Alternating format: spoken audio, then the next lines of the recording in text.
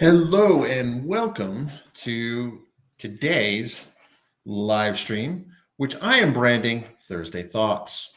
And of course, with that comes a really cool graphic.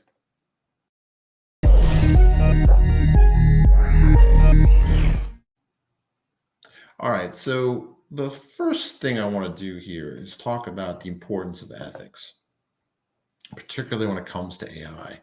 Now, there's an interesting story that I kind of came across um, this morning, actually. And this got me thinking, like, what's going on here? Like, what prompted this? So, if you're not familiar, and I used to sell this quite a bit when I was a field seller in Microsoft.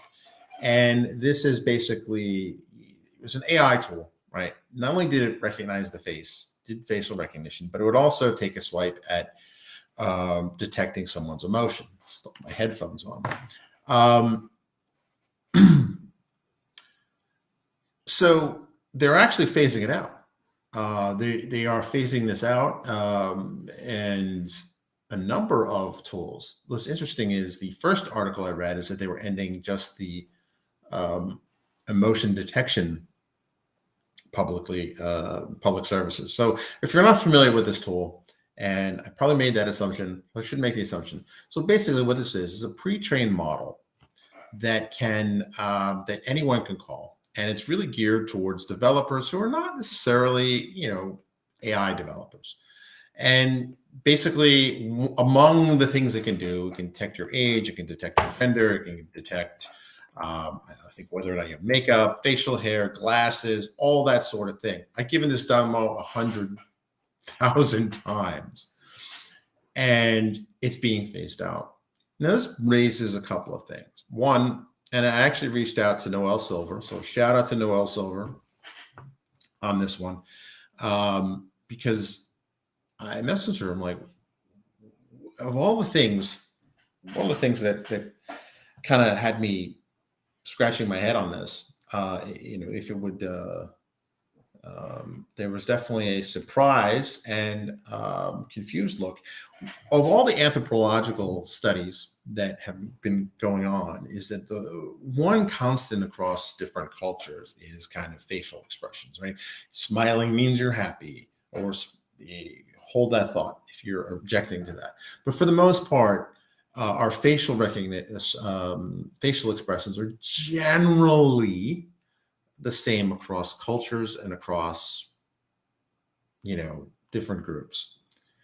So it's one of the things that for me, it kind of made sense for it to be there. Now, what's interesting is that what Noel pointed out was that with some neurodiverse people, their emotions, they may not have the same facial expressions for different emotions. And I thought about that, and I thought that's fair, because ultimately emotions really make more sense in context. And emotions are something that, as of yet, I don't think AI has cracked that one. Certainly in science fiction, right? What do all the robotic characters kind of struggle with, right? Emotion, right? Mr. Data on Star Trek: The Next Generation. A number of it's kind of a theme in sci-fi. And I believe the cool kids call that a trope. But what's interesting about this is that I thought, why would that matter? And she kind of explained it, and I kind of thought about it, and I looked into it, and I was like, that's legit. I think that makes sense. And for most people, that is the look of surprise, right? It could also be the look of shock. It could be the look of horror, right? Like, or they just yawning, right? So I think that what is a better approach, and apparently this is what the Google APIs do, which I need to spend some quality time playing around with, is they just kind of say person has their mouth open, or there'd be some kind of flag saying, they're frowning, or they're smiling, or, there's no, there's, they're frowning, they burrow their brows, or, that sort of thing. Because I think what that does is that's objective, right? You can see that, and that person is moving their face in that thing, in that direction, producing that facial expression. But there's no expectation of emotion, right? And thinking back to like the demo, when this is demoed, or when I would demo this, I would do a surprise face, right? And it would register surprise. Am I really surprised? No, I'm not. I'm just opening my mouth in a surprised fashion. Sure, there's a fancy word, medical term for that look. But that's really what the AI should be registering. It shouldn't be registering that I'm feeling shock, because how can it really tell what I'm feeling? That's a hard thing for humans to do. That's a hard thing for natural neural networks to do, let alone an artificial neural network. So I kind of get that. And I think that Google's approach is that they do just that. Someone's like frowning, or they're smiling, or they burrow their brow, or that sort of thing. Because one thing that AI is not good at, and has not been good at, and maybe it'll get good at that, is understanding context. In fact, some humans, again, have trouble with context. And if it's hard for a natural neural network, it's probably going to be also equally hard for a artificial neural network. If not just for the very reason that, how do you quantify that, right? That gets back into the live stream I did before, where I was talking about is that chatbot conscious? Is it sentient?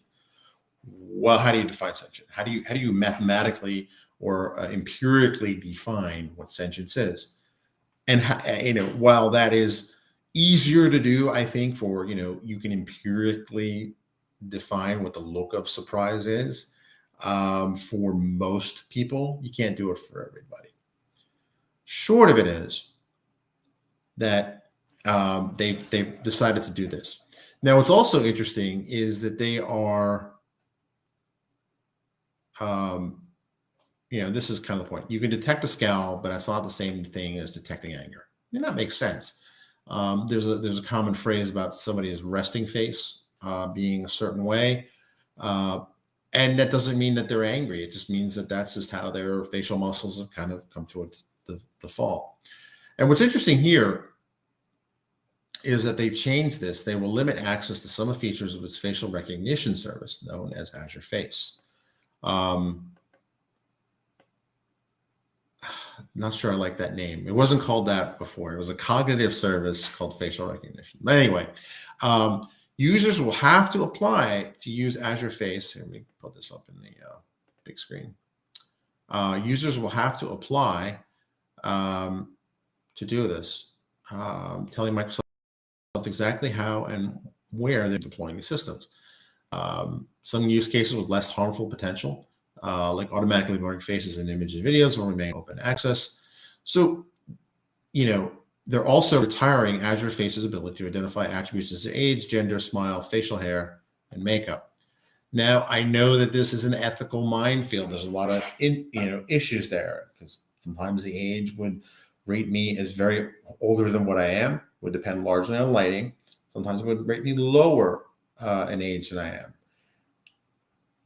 Other physical attributes will probably also have some serious ethical and optical concerns. But here's kind of the downside to this. And there is a downside to this. Are they doing the right thing in terms of removing these features? I'm not totally convinced. I think for the most part, I think if they want to err on the safe side, yes, that's the right thing to do. Certainly for pulling back the emotion detection, certainly pulling back on that.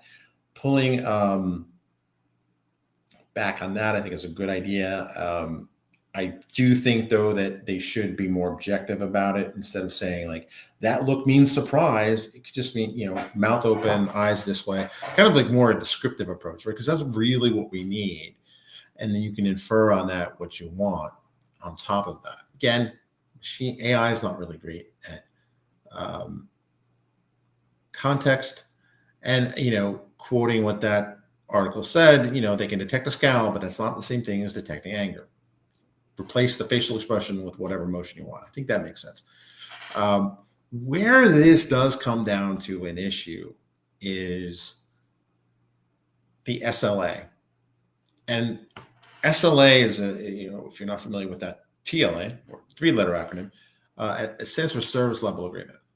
And ultimately, when you use a pre-trained model, when you use a cloud service to perform a particular task, your code is taking on a dependency. and you hope, and there's an officially published SLA, but I think there's also this notion of kind of an implicit SLA. If I were a small ISV and I were coming up with something here, and I was depending on being able to detect somebody's emotion based on this, and this I was taking dependency on this cloud service, and if something gets shut off, now they're giving people, I think, 6 to 12 months to adjust this. And I'm sure for some extreme cases, maybe they might make an exception. But this is the danger of using somebody else's trained model and hosting it in their cloud. They could change their mind one day, like we have here, as someone who sold this product. And have convinced many organizations to adopt this. Now, are they adopting, the features that are getting away? I do have at the back of my mind my memories of telling everyone how awesome it was to develop for Silverlight, how awesome it was to develop for the Windows Phone, for Windows 8. And then suddenly those products met a, shall we say, untimely end. So my heart goes out, my empathy goes out for the folks that have sold this hard and these solutions. And even if I'm not directly affected by this, if I were an ISV or I were an enterprise and I see this move, which even though I think from an ethical point of view, that makes a lot of sense. I will disagree on, the removing the emotion detection one. Just don't call it emotion detection. A rebranding of the emotion detection API. I can understand why there would be some hesitancy to keep in things like, facial hair, makeup, that sort of thing. I understand that. But if I were relying on that, say I made a Snapchat filter or something like that was based on this technology, detecting whether or not they had facial hair to show them different, things, I'm kind of lost now. That's not cool. I understand the ethical reasons behind it. I understand that. But these thinking behind it should have been done earlier on to avoid this problem. Because once you release something out into the wild, it's out there. It's a lot harder to put that back in, because even if you can just kind of turn the switch off on the web service right away, that's totally doable. But the problem is now you've eroded trust, because if I'm using another feature, another pre-trained service or whatever they call them now from either Azure Face or somewhere else, if I'm a CIO or CTO, I'm going to take a very hard look on the dependencies that I'm taking on, because somebody could easily turn the switch off for real reasons imagined, or ethical concerns that go on. And I remember when this policy was first announced, it was just like, oh, we're not going to sell this to certain types of organizations. And a bunch of us were like, well, if we sell this service to a systems integrator, it's looking for the right acronym, an SI, how do we know that they won't turn around and sell it to some people on the no list? How do we know that? So there was no mechanism in place. So it sounds like they've taken a year to kind of figure that out, but they've gone further. Now, again, I want to reiterate, ethics and AI are crucially important. I think if this ethics had gone and thought about this, had thought about the neurodiverse, had thought about, well, a scowl, a frown doesn't mean you're sad. A scowl doesn't mean you're angry. A smile doesn't mean you're happy. Why don't we just say, is smiling equals true? Is scowling equals true or false? Scowling, not scowling. Clearly, it's time for more coffee. That's kind of what I think would be the preferred solution, because they would have, one, avoided this mess, but two, going forward, what's done is done. What's released is released. This is going to erode trust, I personally think, because if I were a small company, or I were an ISV, independent software vendor, and I took a dependency on this, and now I have a year to kind of fix this, how am I going to fix it? That is going to cause problems, not just for the customers, but also for sellers.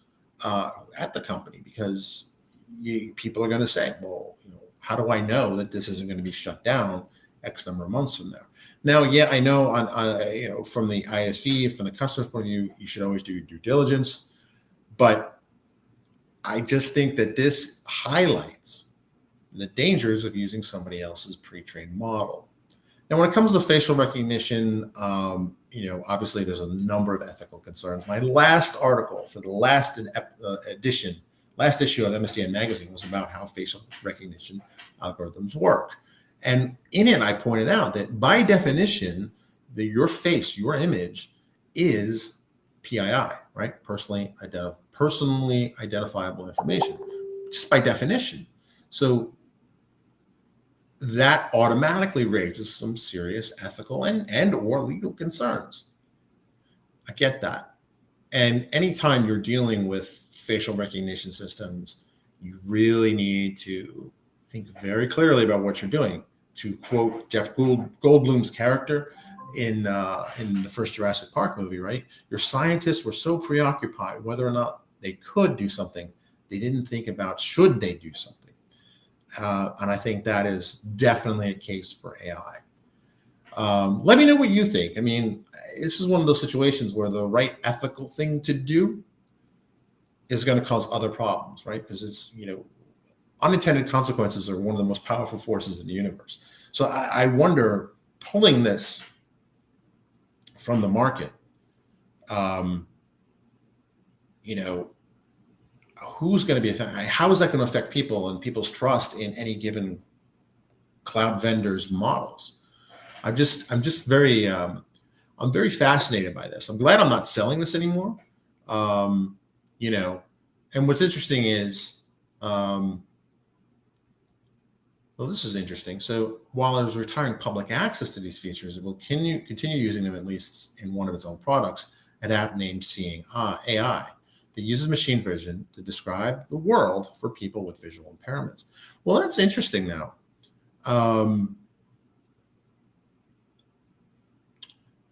They're keeping it alive for their own product, but they're kind of killing off product for that. That's interesting. Andy Leonard, my brother from another mother. Let's go, sir. That should be a meme. Unintended consequences. Yes. I haven't made any new memes lately, but I think I definitely will, based on that. So it's interesting how they are killing the product for the access to the service for everyone else, but they're leaving it for at least one of their own apps. That's interesting. That's another angle. The more you look at this story, the more interesting it gets, which leads me to think that there's probably a little more to the story than we can see from kind of outside. But my heart goes out to the folks that have to kind of tell their customers, like, oh well, we're ending the service. That's not an easy conversation. I've had those conversations with Silverlight and, to a lesser extent, Windows Phone or UWP, although technically that's still around. Those are not easy conversations. I know that, I know of at least, I remember delivering the bad news to a particular startup I was working with. And I wasn't happy. He wasn't happy. Fortunately, he didn't hold it against me. So, and I'm still in touch with him.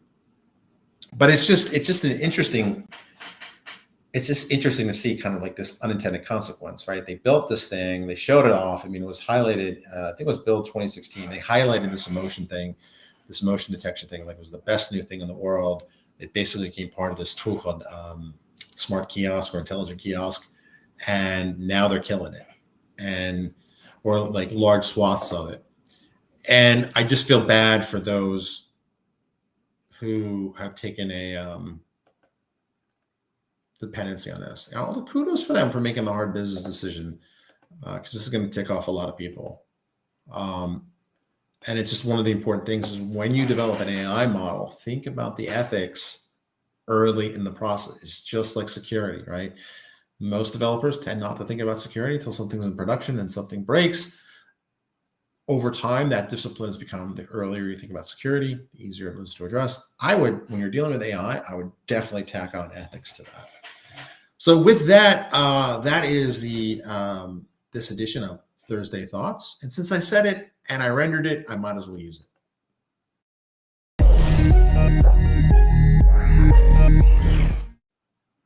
So thanks for watching. Let me know what you think in the comments. You think this was the right decision? Do you think this was a bad decision?